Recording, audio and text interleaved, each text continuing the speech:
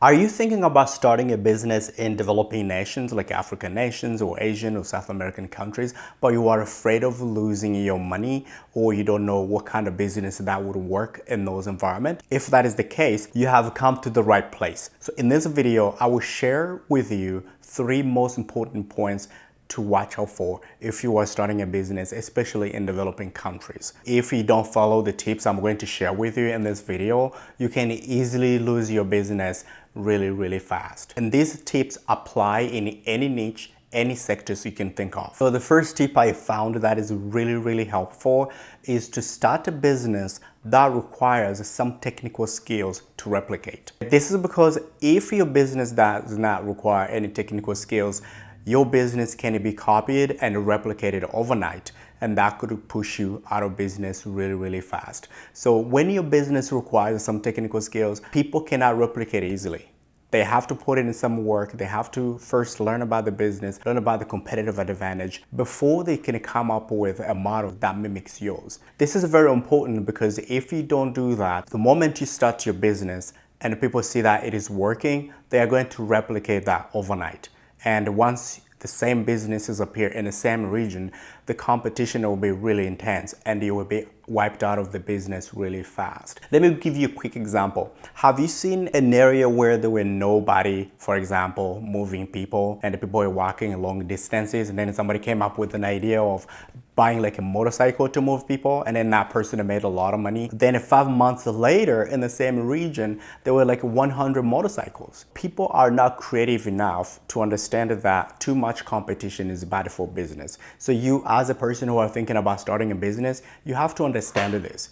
You need to start a business that requires skills. Otherwise, people will replicate that business overnight and you are going to be wiped out. Literally, they copy and paste. They don't even do any modification or any change to the business.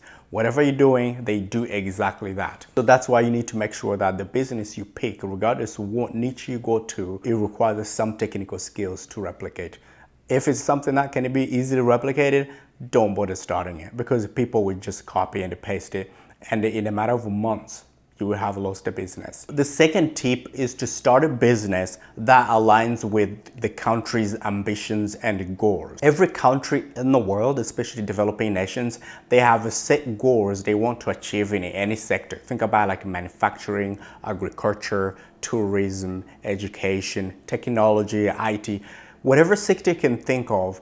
The countries have a set up goals they want to achieve, let's say within 10, 15, or 30 years, right? Because of that, they're looking for investors who are willing to work with them to help them achieve these goals. So if you're going to start a business in that country, look in the sector that you want to start a business in, and then figure out which goals or which ambitions the countries have and start a business that aligns with those ambitions and those goals and those projections.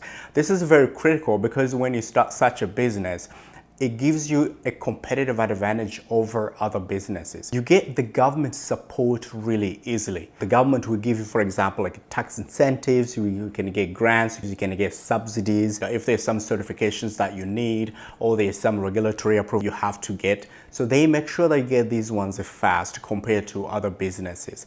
And on top of that, it's easy to win the market because the country makes sure that whatever product you make, there are people to buy it. Sometimes they suppress other small businesses too to make sure that yours succeeds simply because it aligns with what they want to achieve.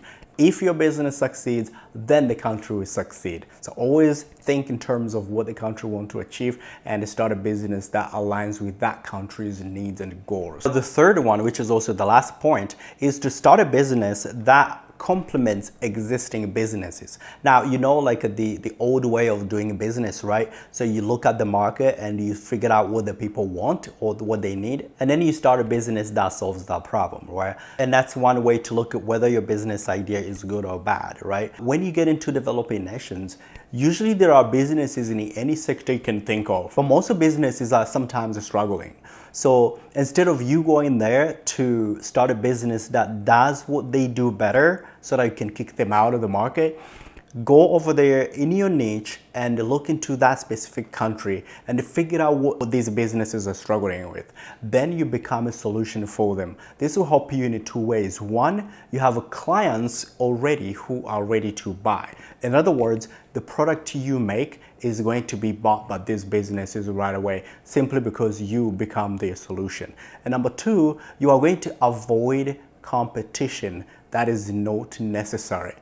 Now, the reason I mentioned that you need to avoid a competition, especially in developing nations, is sometimes these businesses over there, they are owned by people in the governments and the people with the power or lawmakers.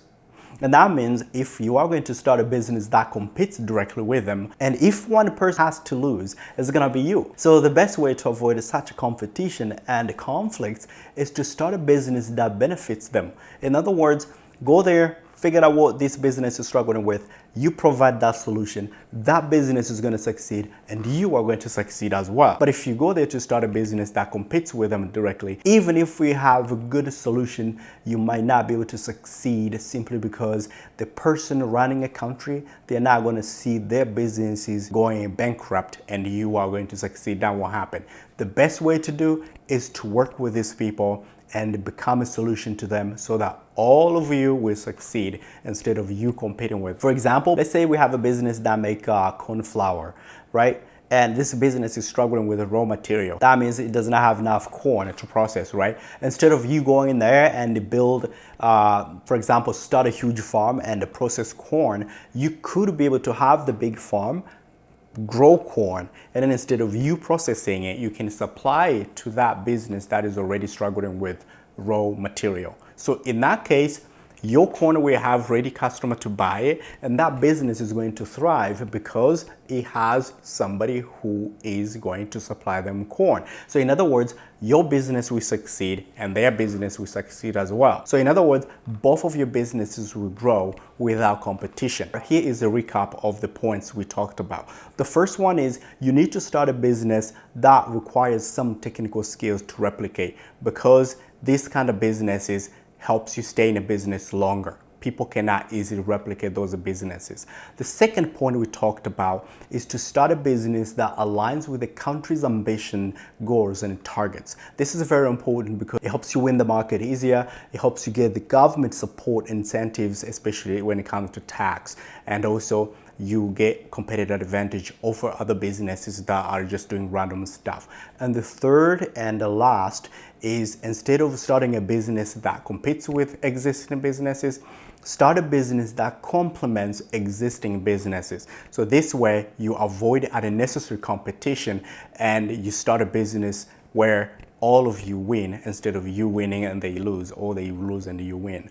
And also this prevents you from getting into not only competition, but also conflict that can lead to you losing your life. If you found value in this video, please subscribe to my channel and share this video to someone you think might need it. Could it be someone who's thinking about starting a business, or somebody who started a business already but they're struggling with their business. As always, thank you for watching. I'll see you in the next video.